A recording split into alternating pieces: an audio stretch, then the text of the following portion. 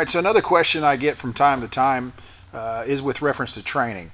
A lot of times I'll have somebody ask me if they can train in their airplane, if they can have a CFI teach them something in their airplane.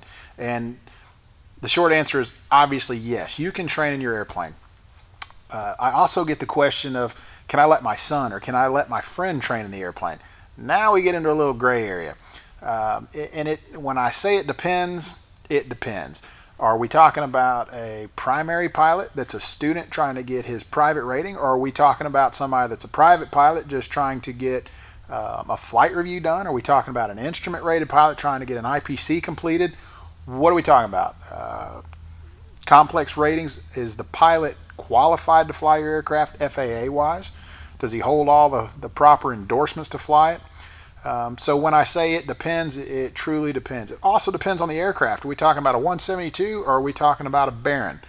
The short answer is no, they're not insured. I would rather you go that direction than say yes, they're insured and have something happen. So if you're not sure, don't do it. Give us a call, call your agent. Now let's expand on that a little bit. Can you let your friend fly the aircraft? If they meet the open pilot warranty, well, let me back up a second. Yeah, you can let them do whatever you want, but it doesn't mean it's going to be covered on the insurance policy. Now, let's step back forward. If they meet the open pilot warranty, which most every aircraft policy has one, unless, again, as I've said before, there are no absolutes, unless it is a named pilots only policy. If you have a named pilots only policy, then they would have to be named, which means they would have to be approved by the underwriter and specifically named on the policy. With light aircraft, single engine pistons, most of them have an open pilot warranty. Let's, for an example, let's use a 172 and just make this easy. A lot of your open pilot warranties for a 172 may read something like any pilot with a private rating or better, having a minimum of 300 total hours and at least 10 in the same make and model. If your open pilot warranty reads that way, any pilot with a private rating or better in 300 hours and 10 hours in a 172, you could allow them to fly your aircraft and the policy remains in full force. They've got to have your permission, of course. So if your buddy wanted to just do a flight review in the airplane and he's still current, you could let him do it and he could train in it. Okay? You cannot rent it to him though, unless your policy is written such that you can do that. Most policies are not.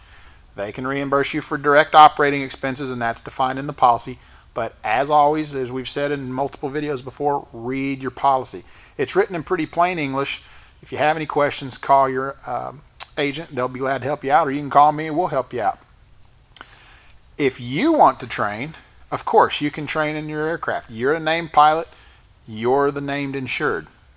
However, if you want to let a student pilot train, you have got to get it approved by the underwriter.